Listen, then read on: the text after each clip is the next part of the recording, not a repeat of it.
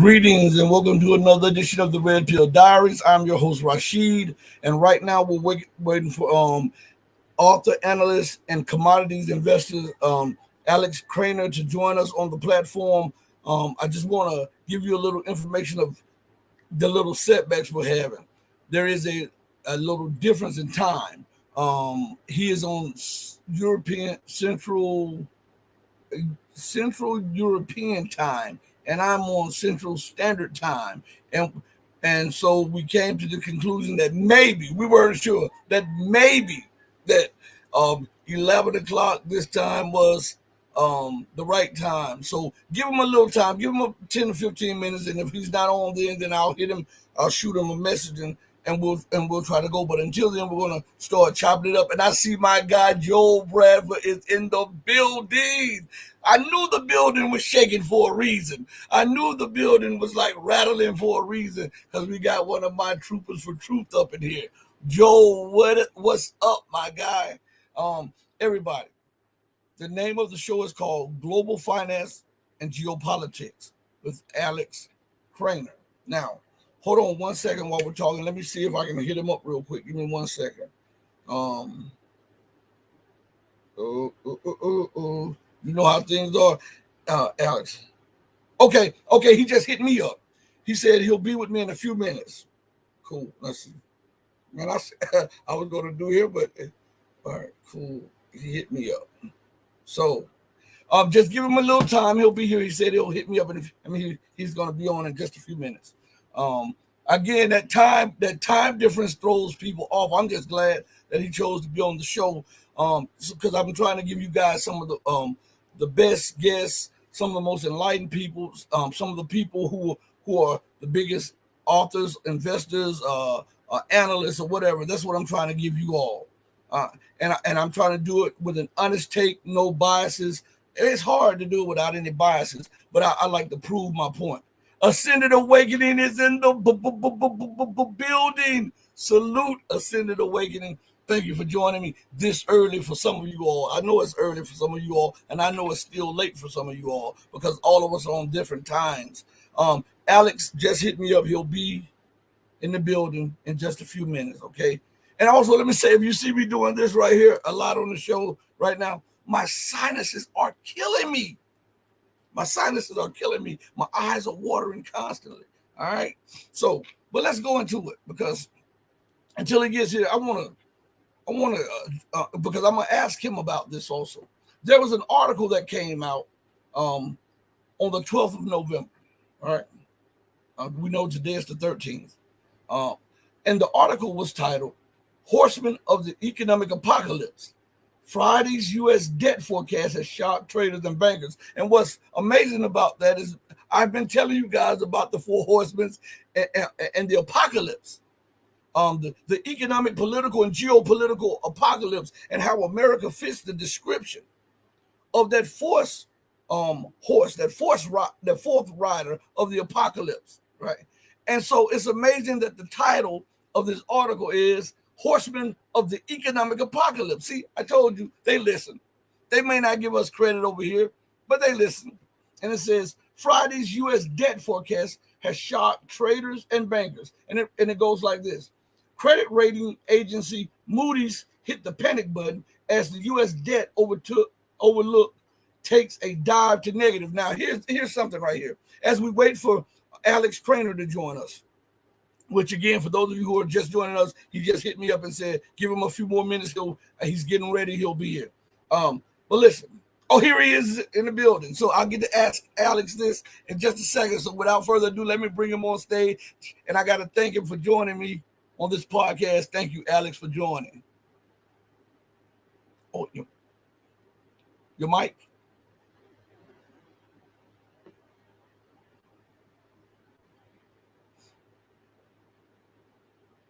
We can't hear. And it's telling me it's on your end.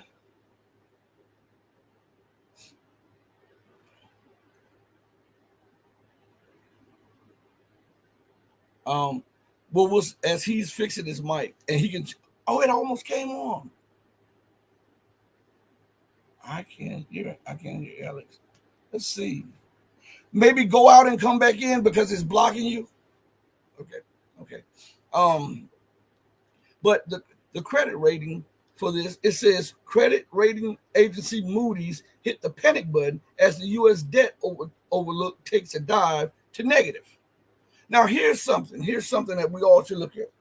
Why did it take so long for the credit rating to take a dive when you are constantly deficit spending?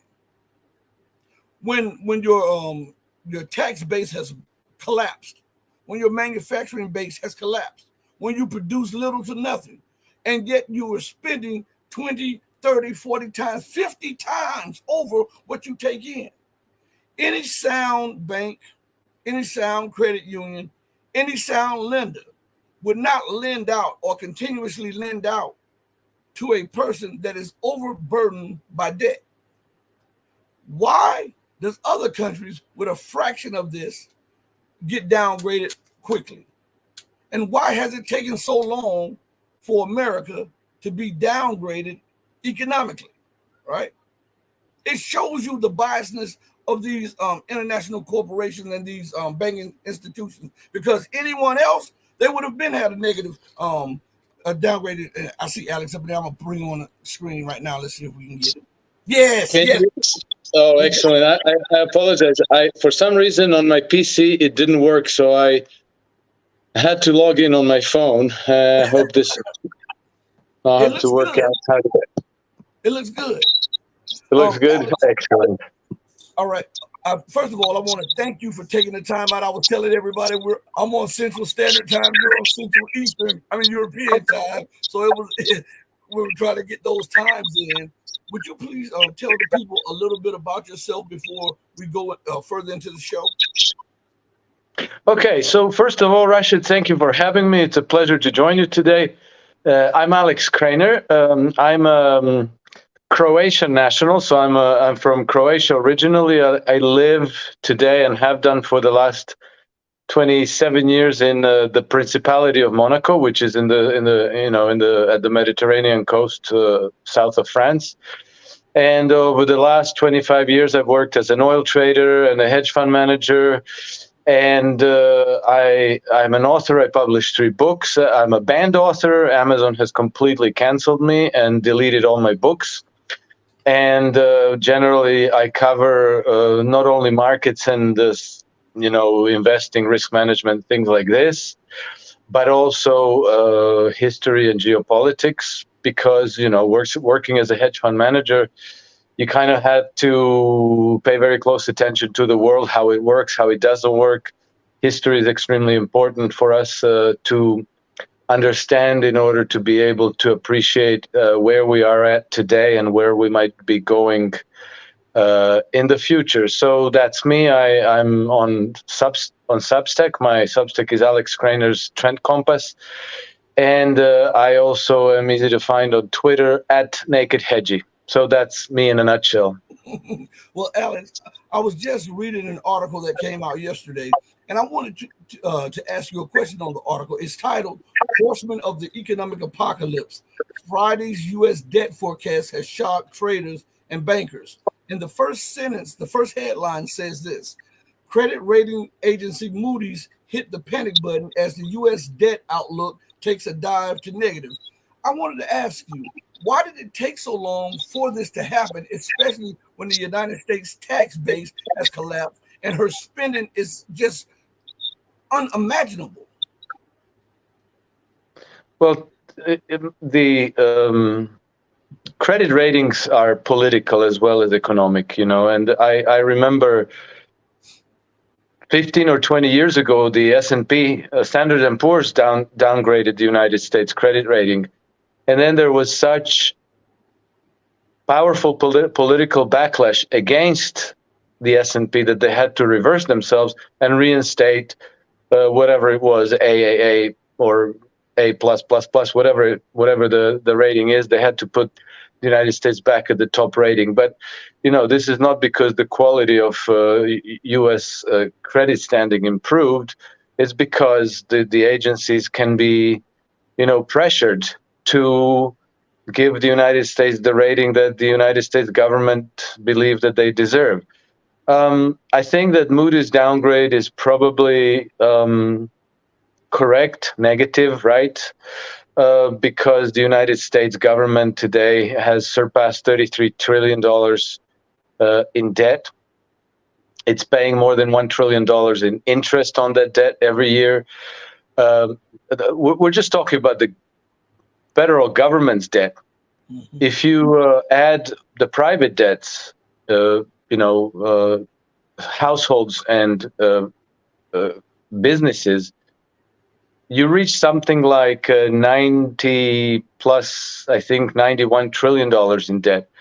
These are absurd. These are preposterous numbers. And, uh, an economy whose GDP is less than $33 trillion per year cannot have a top credit rating. That's just the boring math of it. But if you went to your bank and you were spending 3 times what you were earning, they, they wouldn't give you credit. Right. That is exactly the example that I was using right before you joined us. I was telling the people, I was like, you try to go to the bank and you were spending 5, 10, 20, 30 times what you're putting in. They would send you out the door selling and tell you don't come back this way until you can get your debt under control. Why do you think that America continues to, because this is connected, the debt crisis and her provocative actions around the globe? Why aren't there any adults in Washington D.C. and why don't they look at the entire geopolitical situation and say, maybe if I pull back and stop antagonizing everybody, the very people who I'm dependent upon for their generosity to buy my debt, maybe they will buy more debt. But if I continue to antagonize them, they're going to sell the debt. Well, that's centuries old stories of empires. For you and I, and for any ordinary person and ordinary business in the country, and I'm not in the United States, but the same principle applies everywhere. We could all get along really well, trade with one another, because there's stuff I would like to buy from American businesses, and there is stuff that American people would like to buy from, France, Croatia, China, wherever. And in that case, we could simply live in peace and trade with each other. And, if somebody spent too much and produced too little, their currency would get punished, their credit rating would get punished, exporting countries would be hesitant to export their goods to them because they would worry about getting paid and so forth. And then that country would have to maybe tighten the belt and improve their production or reduce their imports, and basic economic policy. The problem is that what you and I think about these things and the way you and I would deal with these problems is not the same when it comes to the imperial factions, which are basically the very narrow networks of powers that are clustered around the global banking cartel and the mega corporations that have grown up around them. Now, banking and empire usually go together, particularly the kind of banking and the kind of monetary system that we have in place today. And I'll try to explain in as simple terms as I can think of it. Basically, today's monetary system is, we have fiat currencies backed by nothing other than, trust and confidence. And we have fractional reserve banking, okay? All the money that goes into circulation represents debt. If there were no debt in the system, there would be no money in the system, zero, not a single dollar. And so for any money to be in circulation, somebody has to go into debt. Debt becomes assets on the books of the banks. So the banks, your debt is banks' assets. Your liability, right? That's the bank's assets.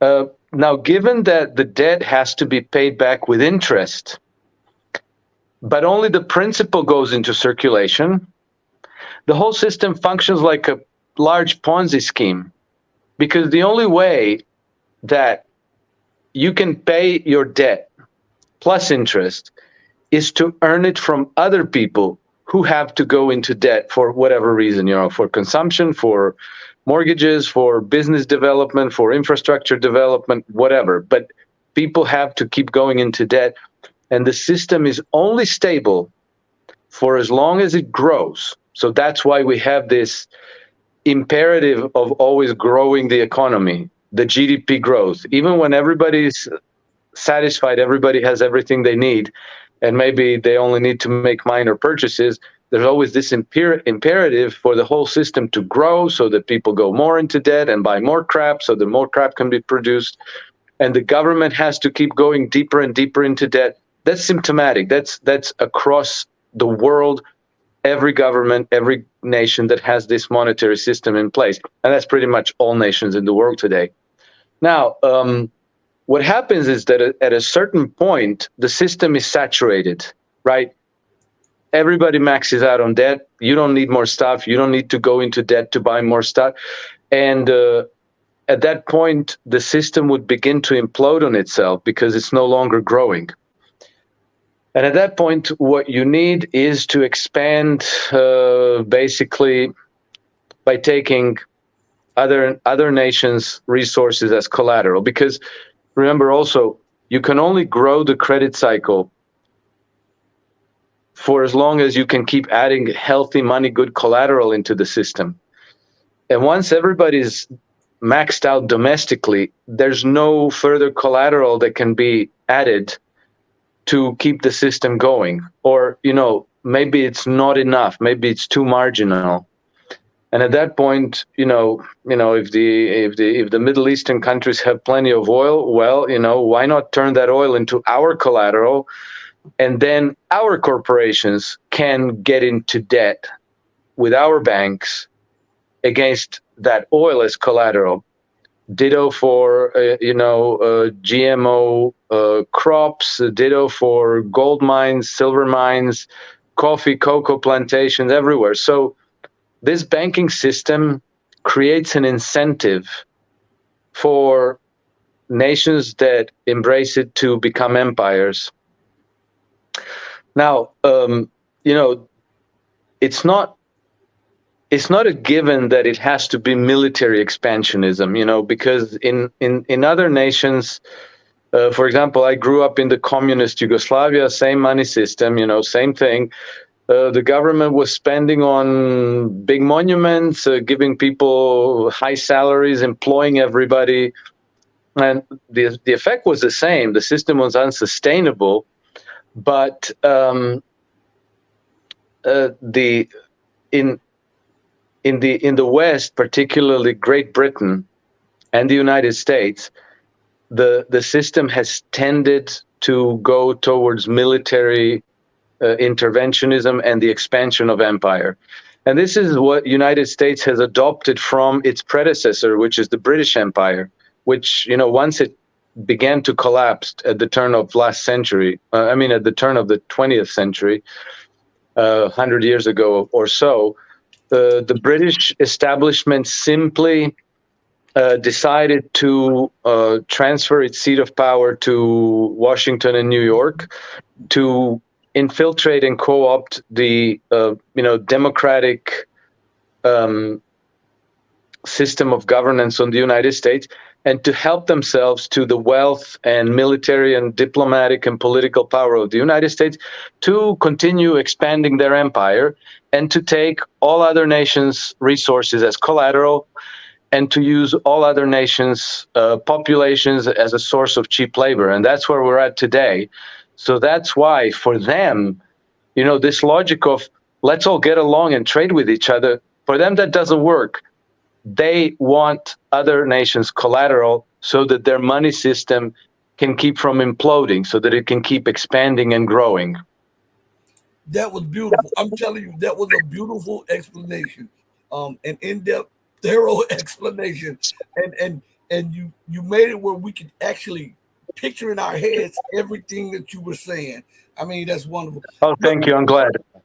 Would that qualify the United States, Great Britain, and the Western world as parasites in their system as being parasitic if they need a constant host body to extract the brain power, the resources, the technology, and everything to maintain their way of life?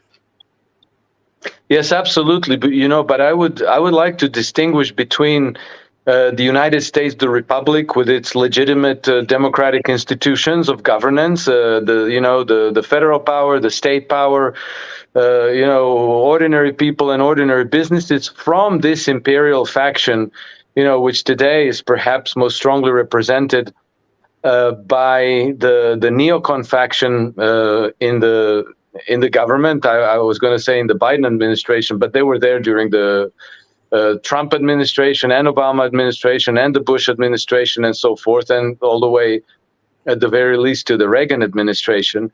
They're always there, and they are extremely powerful in shaping the United States policy, and they are the ones who have that.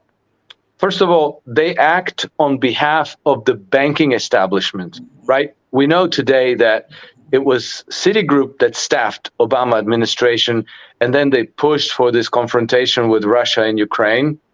That includes also the IMF, that includes the U.S. Treasury, and certain other agencies of the U.S. governments, which are completely infiltrated and co-opted, and which are actually the permanent power behind the throne or behind the presidency. So people, always vote against the war. They always voted for the anti-war candidate.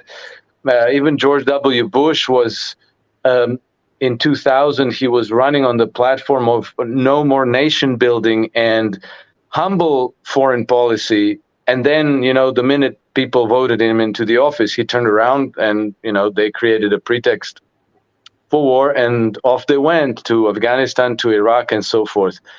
And so, it's not the American people, it's this structure of power. And this is the true enemy, not just of other nations around the world, but also of the American people, because I think that American people will notice that over the last 20 or 30 years, they've become a lot less prosperous, a lot less safe, a lot less secure.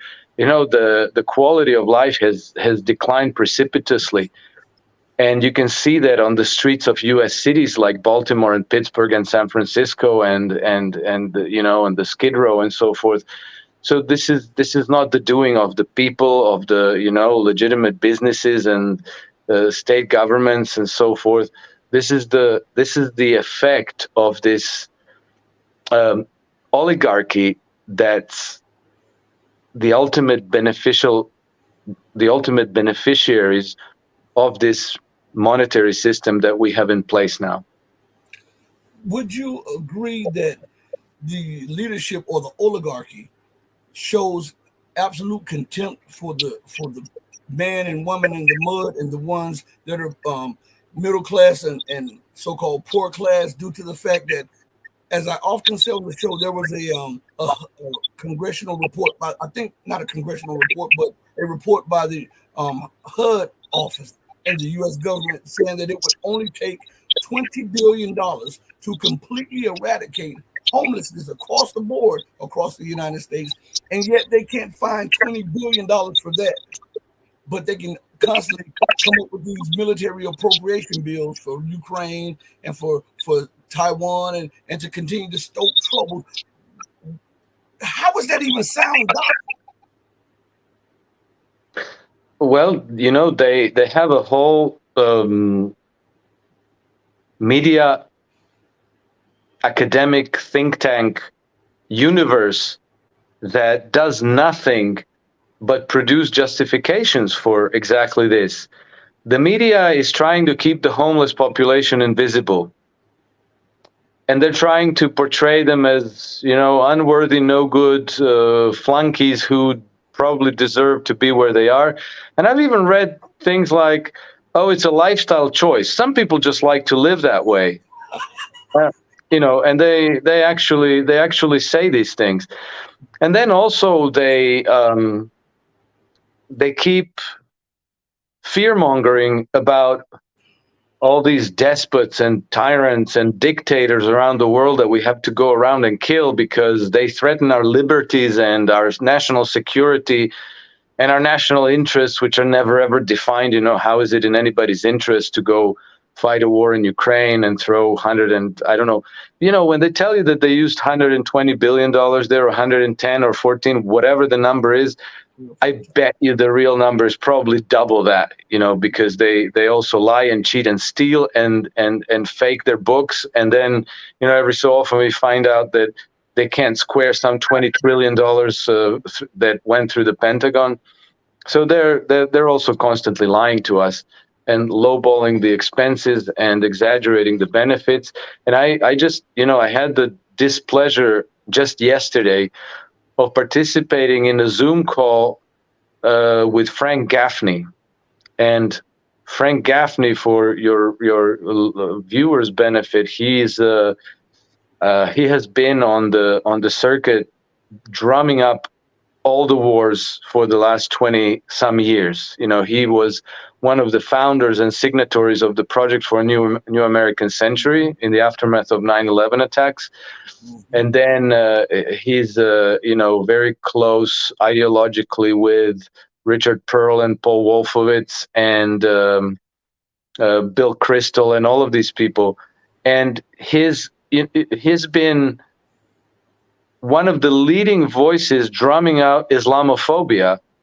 For years, he's been trying to convince everybody that the greatest evil we're facing today is the rise of the global caliphate that's going to overtake the whole world, and we're all going to be living under Sharia law. And then last night, like nothing happened, the greatest evil facing the world today is the Chinese Communist Party. Like, boom, just like that. Just like in George Orwell's 1984, they switch from one war to the next like nothing ever happened. And now he's pitching the Red Scare against China, and he pushes every emotional, every fear button you can imagine. China is going to, literally, he's saying that the Chinese are preparing to depopulate much of the Western world, that they want to take it over, that they're going to turn it all communist and turn all the surviving populations into slaves. And the whole presentation with slides was about that. So, this is the...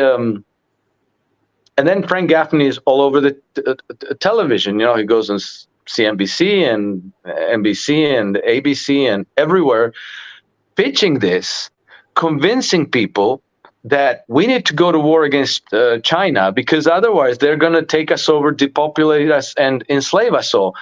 Well, China has never done that in all of their history. 3,000 years that they've never gone around colonizing the world, turning people into their slaves. And I confronted him, and I told him that Chinese have never done this, that he was pitching the Muslim scare before he was pitching the Chinese Red Scare, and that if we need to defend freedom and democracy and prosperity and all these things that he bloviated about, why not take a look at the U.S. cities today, the state of them, and then compare them to the state of the cities in China, and ask yourself who's doing better. Mm-hmm. And basically, he said I was a Marxist and a communist, which I'm not, because I escaped communism 30 years ago, and I spent 15 years of my life working as a commodities trader and a hedge fund manager. I'm not a communist, but I'm also not prepared to swallow the lies that end up getting us into war after war after war after war. And the United States, in this way, has initiated more than 80% of all wars fought in the world after 1946, from 1946 until now, 80% of all the wars. And why is that? It's not because American people particularly like going to war. It's because there's this system that creates incentive, that creates the propaganda, that deceives people, and that keeps funneling money to the military-industrial complex in order for the military to go fetch other nations' resources and labor power to turn them into financial flows in the West, which only enrich the oligarchy that's ruling in the west of Europe and the United States. Mhm. Like to thank everybody for joining us on all of the platforms, on Facebook, Rumble, Odyssey, Twitter, and YouTube. Thank you so much for joining us. And why do you think that they are so hell bent on leading the world to war, especially when they're at such a disadvantage from where they were after World War II? America and the European lackeys don't have the manufacturing capacity as we see it play out in Ukraine. They don't have the economic prowess that they once had. They don't have the political capital, and yet they continue to point when one operation fails, they turn without a second thought and go to the next operation. And when that fails, they go. And everybody is a despot, a tyrant, a dictator. And if you look at just the situation for 1 second in China, let's go back to what you said about how they were trying to put on you this jacket of being a communist. Why won't they just, and I'm no communist, I'm apolitical, all of that stuff, but why won't they look at and study China's rise and extract the benefits and throw away all the things that they don't want? Because China did something miraculous. They removed 850 million people from poverty to middle class. Yeah. Why can't that be a lesson for the so-called capitalistic West if it is what they say it is about wanting to secure prosperity for their own publics? Well, I think that they have painted. First of all, they painted themselves into a corner. Namely, after the collapse of the Soviet Union in 1991, I think that they have convinced themselves that they were the sole remaining superpower, that they controlled everything, and that they don't need to negotiate with anybody on anything remotely similar to fair trade terms, that they could just impose their will by force, and they could subjugate any nation into dependency and into subservient position. That they should all sell their resources to our corporations for bits of paper that we print, and if anybody didn't like it, well, we had as they call it, we have tools at our disposal, and those tools involved assassinations of leaders, military action, color revolutions, sanctions, blockades, embargoes, and all of these things. We've seen that with Cuba, Venezuela, Iran, many, many nations. Anybody who has anything to say against the system as it is, they get dealt with force. And I think that the rise of China took them, I'm not going to say that it took them unaware. Here's what happened with China. They created China, okay? Because they knew, 15th August 1971, Richard Nixon took the United States off of the gold standard. He broke the convertibility of US dollars into gold. And from that moment on, they knew that they were going to deplete the United States and that the whole imperial cabal would need a new host because the United States would become economically and militarily and in every other way, it would become depleted. And they have designated China as the next host to the empire. And within the year, Richard Nixon and Kissinger went to China and they started, opening China, and they started transferring credit and technologies and all kinds of everything to China to turn it into an economic superpower, because they were counting on China becoming their next global cup.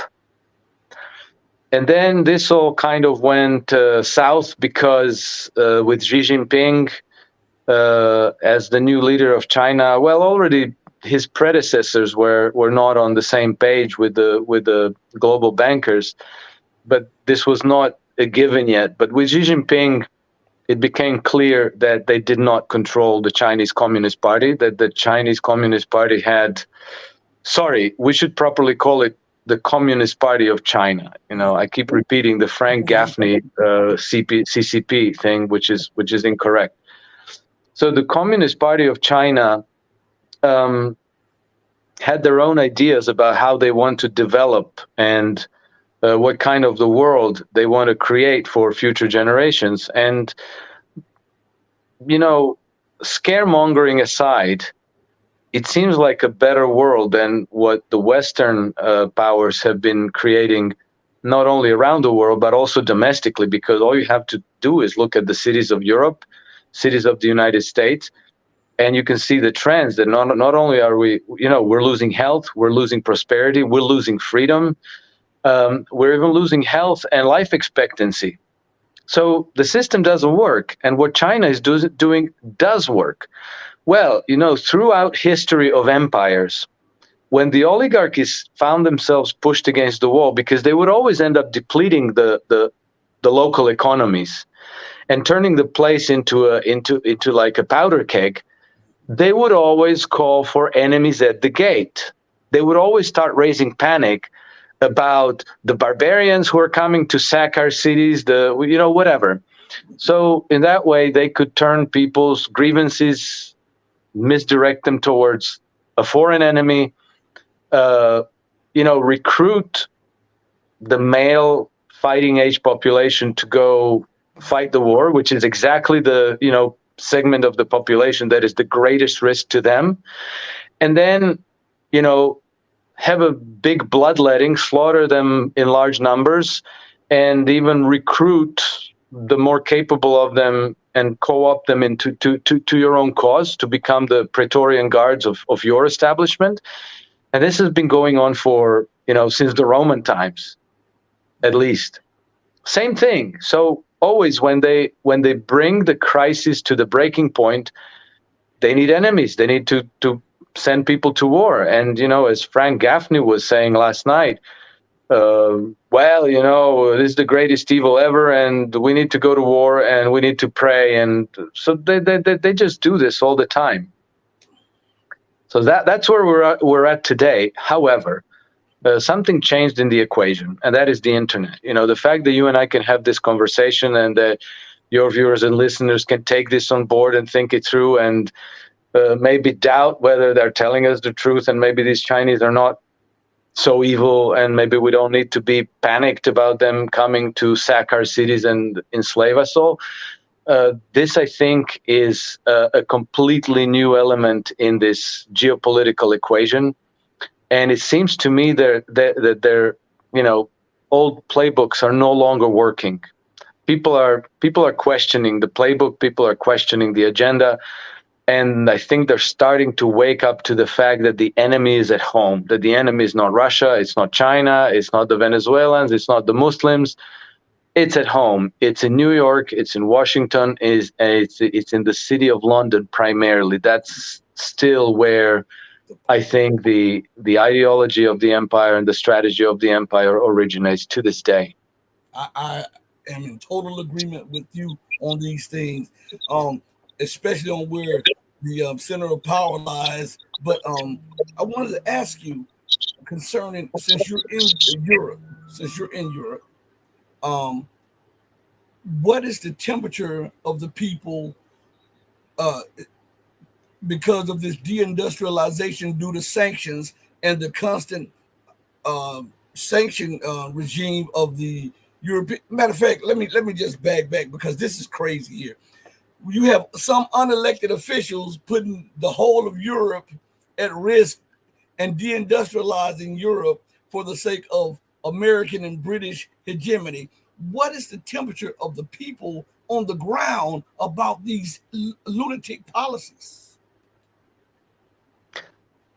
I think that the European continent, and especially Western Europe, are on the verge of a massive social uprising. They're on the verge of revolution. And I think it's very difficult to predict how these things are going to roll around, because things may look normal day to day, and then you might have a sudden catalyzing event that changes everything. And I think that the governments in Europe are generally afraid of the people at this point, and they are, starting with these draconian censorship laws. They're trying to silence the opposition. They're arresting people for, saying, "Oh, maybe we need ceasefire in Gaza." That's enough to get you arrested. People are losing their careers and jobs and incomes for saying that there are only two genders. It's gotten crazy. In 1998, Terence McKenna said that the contradictions in our societies are so grave, and they are going to escalate to the point where it's going to reach the level of a fire in a madhouse. And I think we really are at the fire in the madhouse stage right now. Spain is up in arms. This is not so much in the media, but Spain is up in arms, and the government's about to fall. To the extent that the democratic institutions still work and matter, populists are being voted into power, and then the establishment media, rather than listening to them, they are labeling them as far-right extremists. Well, if you don't allow peaceful revolutions to happen, you might end up getting violent revolutions. And we've had those too in Europe. And there's been, the French have been good with their guillotines. They've been chopping heads wholesale. And God only knows, we've never been at this juncture in history. And so all of these things are still possible. We might have military coups. It's very hard to say, but the temperature is, I would say, the emotions are white hot. Well, let's pivot over to Ukraine for a second. What is actually going on there, and do you believe that the West will continue to poke the bear until Russia takes over all of Ukraine? I don't believe that Russia will take over all of Ukraine. But I do believe that they might take another several oblasts, and particularly the Odessa, the city of Odessa, and that oblast. Why? Because that way they will gain total control of the Black Sea, and also, very importantly, the control of the Danube River basin, where Danube flows into the Black Sea, which is strategically extremely important because it allows nations of Central Europe, like that are landlocked, like Serbia, Hungary, Czech Republic, Slovakia, allows them to trade through the Black Sea and the Mediterranean coast, and that way they cannot be easily sanctioned and blockaded by the European Union. And at that point, I think that the whole architecture of the European Union is going to start to come apart. The Russians will dictate the terms of peace, and the terms of peace are going to be very, very harsh for the West. Because if you recall, in 2021, in December, when the Russians tendered a draft treaty to the United States and to NATO, before they went to war in Ukraine, they were demanding that NATO pulls back to where it was in 1997, meaning that NATO will have to vacate many of the Eastern European nations where they went after 1997. And so all of this is coming our way, and I think that both NATO and the European Union are European Union certainly, but NATO also very probably, they're just going to collapse and come apart because they've lost all meaning, and the European Union is a complete abomination of a political entity. It's not a democracy by a long shot. It doesn't have any real power. It has the power of the purse over member nations, but that can be fixed.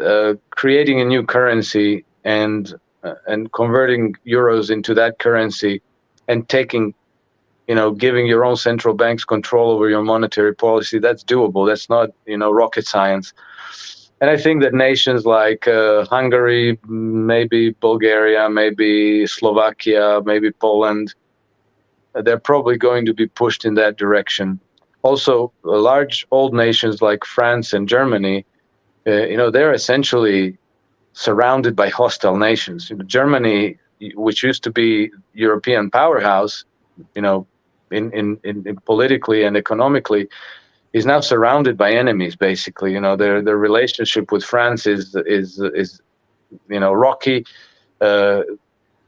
With Poland, it's outright hostile. Nordic nations, same thing. And the only nation in the region that could be a dependable partner to Germany is Russia, actually. And I could say the same thing for France. And so I think it's only a matter of time before the political process will bring up to the surface parties and leaders who are aware of this fact and who are going to forge new relationships towards the East, towards Russia, towards Eurasian integrations, and coming together with this Belt and Road Initiative with China, and who are going to be cutting the cords of dependency with Britain and the United States. Well, do you think Russia will allow a balkanized Ukraine to be used against it?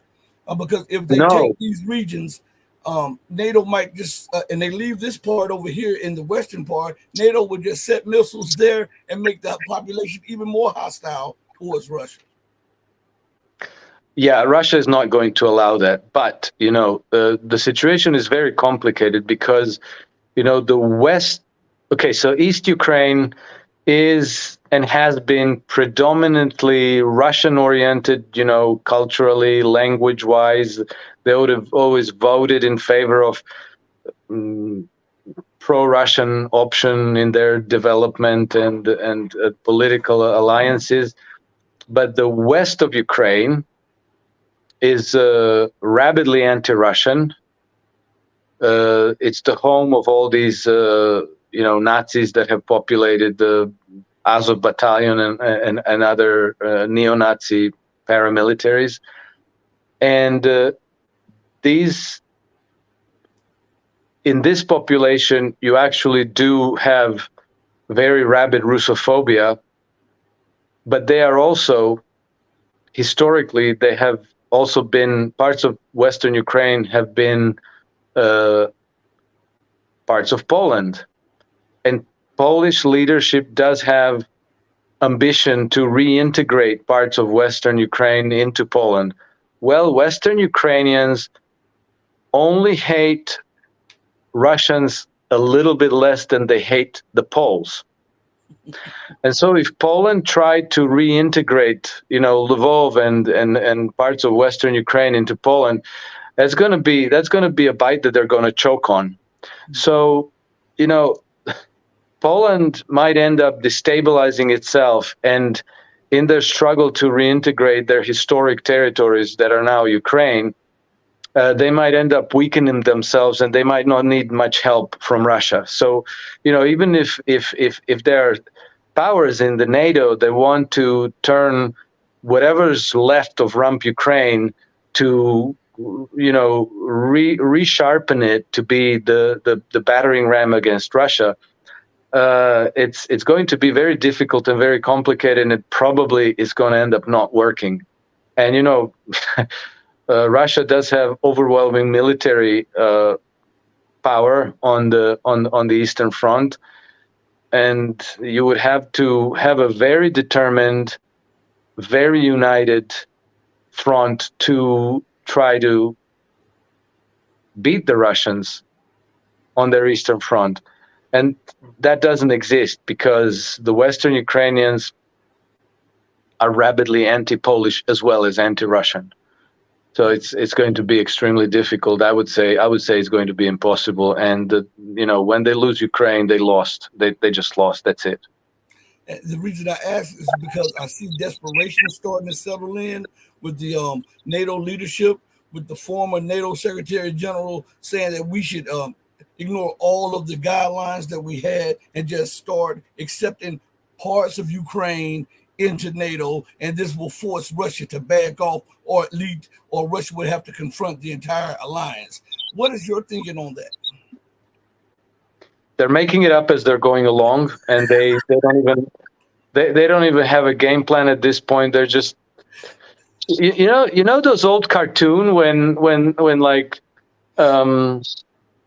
the cartoon character fixes some machine and then there's like stuff left over, like nuts and bolts left over, and then they just shove it into the machine and close it.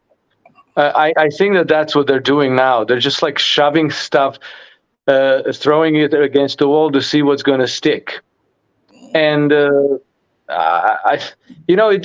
didn't work when they took their sweet time to arrange all the pieces to confront Russia. It didn't work. It's not going to work now. And I think that they're just basically flailing to try to save an already lost war. And the important bit about Ukraine is that Ukraine has been the centerpiece for the Western Empire's hegemony over the Eurasian landmass. Ukraine has been their gateway to Eurasia, and also the ideal spot to try to weaken and destabilize Russia. Because obviously, you can't control the Eurasian landmass if you have rivals in the region that can defeat you militarily. Well, that ship has sailed. I think that's over, and they don't have any good options left. And I think that we're going to see a shaping of a very different world in the future, and we're going to see the outlines of it in our lifetimes. And I think that maybe the world that we talked about at the beginning, the world in which maybe we all just get along and trade with each other, maybe that world is going to start to actually take shape. Well, why do you think we'll jump from that to China? Well, America's losing in the Middle East. We see she's losing, and her allies are losing out. We see her losing in Ukraine and Europe. Why would you jump from a hornet's nest into a bear's den and antagonize the very nation that is your number one investor, your number one trade partner, buys most of your treasury bonds? 93 to 95% of all goods on every shelf in America comes from China or a subsidiary of China. How is that a rational policy? How is that policy that is beneficial to the American people to jump from the hornet's nest into the bear's den as the bears awaken? Well, the United States is not a monolith, and there are numerous factions trying to gain control of the foreign policy in the United States. So one problem that the Biden administration is facing now is that China is still one of the most important creditors to the United States, and also Chinese imports are one important mechanism of keeping inflation low in the United States. So both of those elements are important to the Biden administration because of the next year's elections. So, Biden administration and Janet Yellen in the Treasury, they would like for the Chinese to stop dumping U.S. treasuries and to preferably start buying U.S. treasuries. That would be a lot of help. They also need the trade flows from China to continue to, bring low-priced goods into the United States to try to keep the consumer inflation low. And then also, if they can salvage some part of their relationship with China, I think that they also have the idea of trying to use Xi Jinping to influence Vladimir Putin to try to formulate some kind of a war settlement over Ukraine that would look favorable to the United States, or at least not completely disastrous, so that the Biden can campaign on some semblance of success. Okay, so that's that part.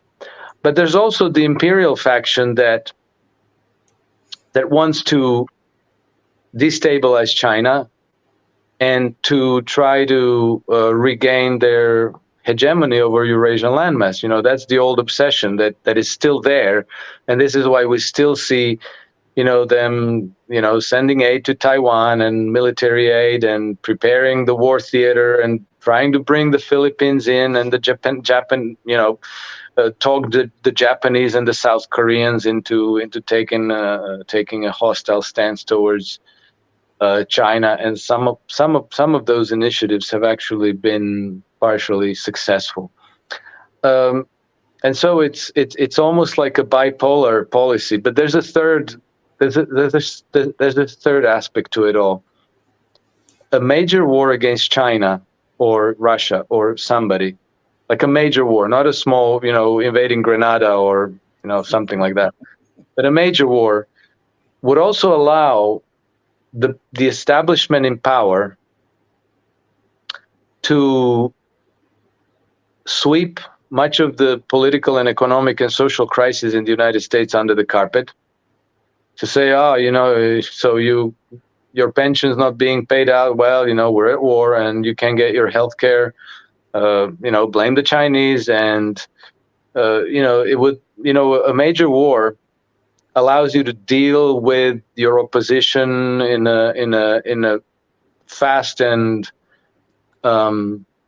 violent way. You can eliminate the dissidents. You can crack down hard on freedom of speech. You can do all kinds of things in you know, behind the smoke screen of war. Because people can always, if somebody is in your opposition, you can always label them as unpatriotic, as traitors. You can silence the opposition, and the war generally has the effect of getting people to close ranks behind their leadership, even if they hate them otherwise, because you perceive that you have external enemy that are actually a threat to your way of life and to your life itself, and then you tend to kind of defer to the people in power. So a major war would also be a way to shore up their position in power and to prevent any challenge of them, any challenge to them from gaining any traction. Thank you, Alex. Thank you. This was an excellent chat. It was an excellent talk. I gotta bring you back on here when you get some free time. I really enjoyed this chat, and I just want to tell you thank you so much for joining us. Thank you very much, Rashid. Thank you for having me. It was a pleasure. I will join you again very gladly, and warm greetings to all your viewers and listeners. And I'll send you a copy of the interview shortly. Thank you so much, and be blessed. Yes, absolutely. Thank you very much. Take care. All right, bye-bye. Everybody, thank you for joining us on the most powerful platform for truth, bar none, anywhere across the web, whether it be Rumble, Odyssey, Twitter, YouTube, or whatever. This is your platform for empowerment, education, and elevation. This is the Red Pill Diaries, and I'm your host, Rashid. And I'm so blessed and thankful that you chose to join me, to give me another hour of your time, to lend me your ear and your eyes, to get some information, and hopefully you process that information where it's beneficial to you and your loved ones. On that note, I gotta say, I love each and every one of you. Listen to me good. I love each and every one of you if you love truth.